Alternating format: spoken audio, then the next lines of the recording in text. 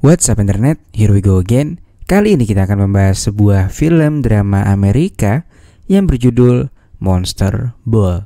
Menceritakan tentang seorang pria duda parubaya yang sangat narsis cuy. Dia selalu merendahkan orang yang berleather hitam sampai akhirnya dia pun dapat karma dari anaknya. Dan di waktu yang sama dia juga dipertemukan dengan seorang janda cantik yang membuatnya tergila-gila dengan janda itu.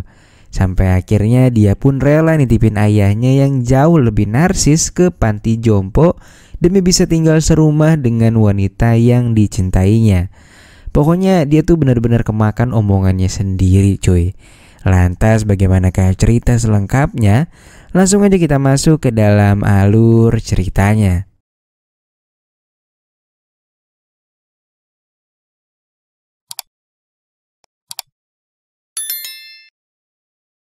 Hank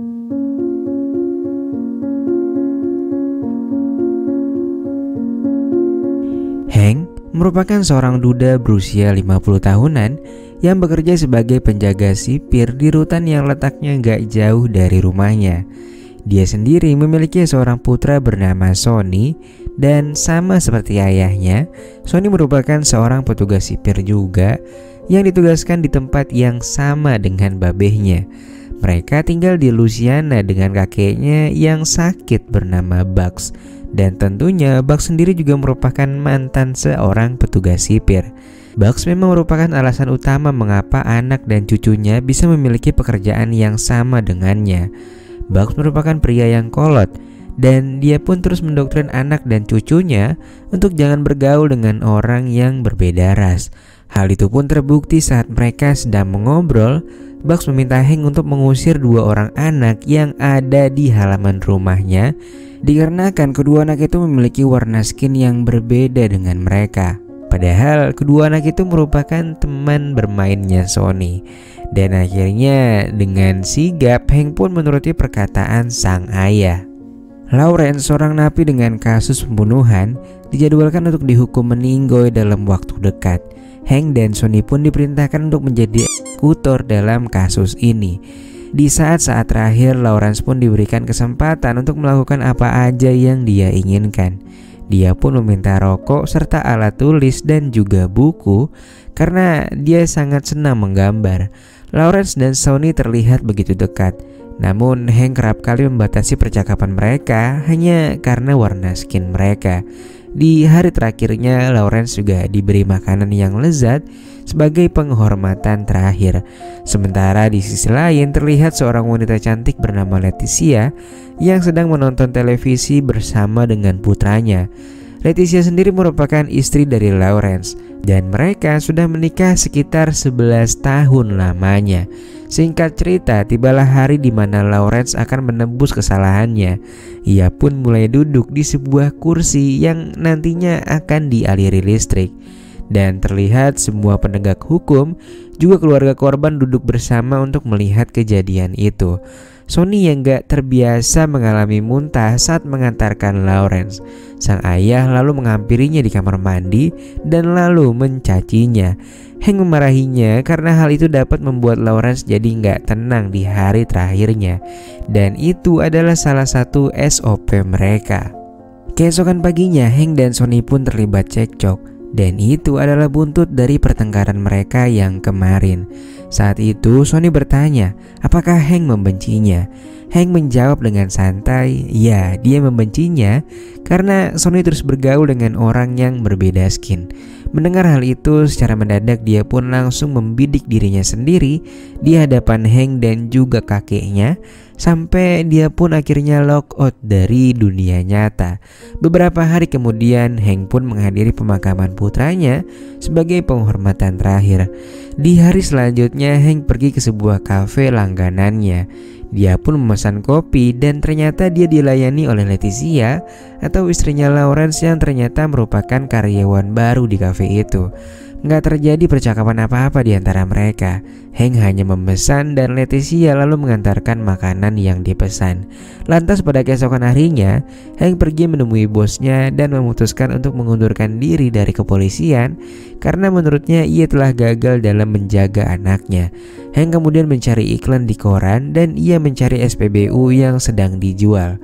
Ia mencari sampai di tengah malam. Dan di tengah hujan ia melihat seorang wanita yang meminta bantuan. Hank akhirnya memberhentikan mobilnya dan ternyata anak dari wanita itu baru saja mengalami kecelakaan dan dia terluka cukup parah. Hank dengan cepat segera membantu mereka yang ternyata wanita itu adalah pelayan kafe yang tempo hari bertemu dengan Hank.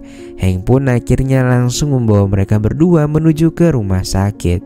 Namun begitu sampai di sana dan setelah dilakukan pemeriksaan, anak dari wanita itu dinyatakan meninggal dunia. Saat itu Hank pun dimintai tolong oleh pihak kepolisian dan rumah sakit untuk menenangkannya sekaligus mengantarkannya pulang. Dan mau gak mau, Hank pun akhirnya memberi tumpangan untuk Leticia. Ketika di rumah, Leticia dan Hank pun bercerita bahwa mereka memiliki masalah yang sama, di mana mereka baru saja kehilangan anak laki-laki mereka. Lantas keesokan harinya Hank kembali berpapasan dengan Leticia di tengah jalan. Dia pun memberhentikan mobilnya dan menawari tumpangan pada Leticia untuk berangkat ke kafe. Hank menawari Leticia karena memang kafe tempatnya bekerja searah dengan SPBU yang mau dia lihat. Singkat cerita, ketika Hank sudah di rumah, Hank pun bertemu dengan ayahnya. Dia bercerita bahwa ia baru saja membeli sebuah pom bensin dan meninggalkan pekerjaannya sebagai sipir. Sang ayah sebenarnya menginginkan Hank tetap menjadi sipir. Namun karena hal itu telah terlanjur terjadi, ayahnya pun gak bisa berbuat apa-apa. Lalu setelah itu Hank pun kembali ke kafe tempat Leticia bekerja untuk meminum kopi. Di sini karena udah jam 10-an, Hank pun kembali nawarin Leticia untuk balik bareng. Leticia awalnya menolak karena ngerasa gak enak sama Hank. Namun saat Hank bilang kalau rumah mereka searah, Leticia pun akhirnya menerima tawaran itu. Singkat cerita, setibanya di sana, Hank pun diminta untuk mampir ke rumahnya. Hank dengan senang hati menerima tawaran itu. Di sana Leticia menceritakan mengenai putranya yang sangat jago menggambar seperti ayahnya. Dia bercerita sampai menitikkan air mata. Hank menenangkannya dengan sangat perlahan.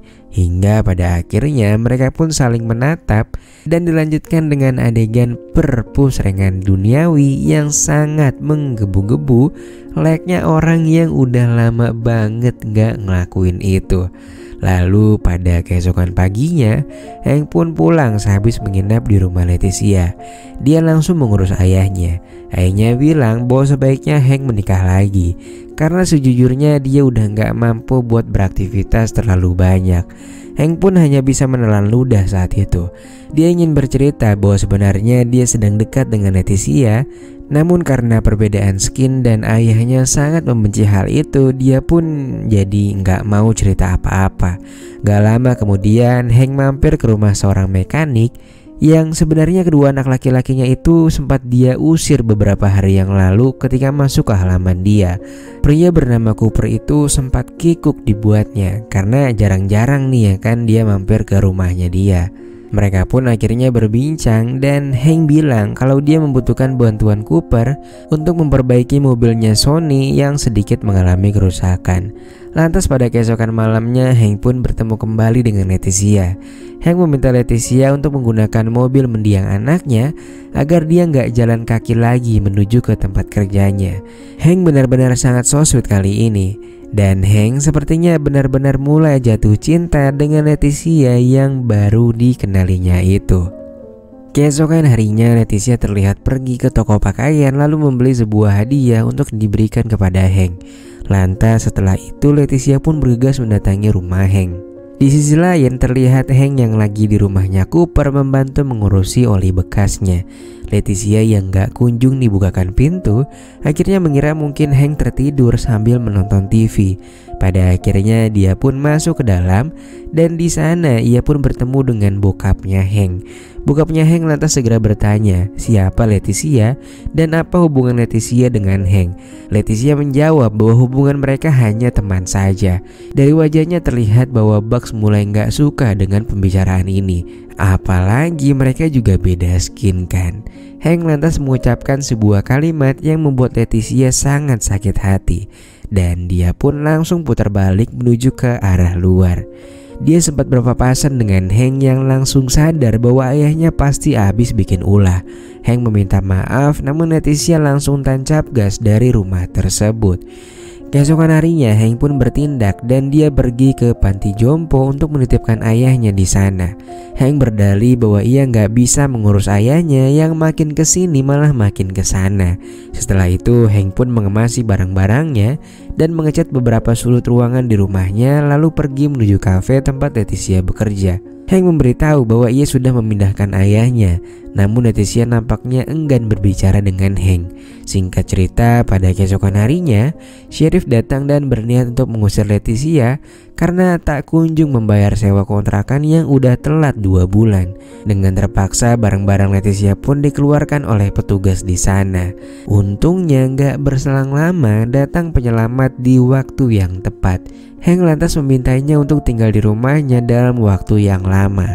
Dan setelah beres pindahan, mereka pun langsung melaksanakan perpusrengan duniawi lagi.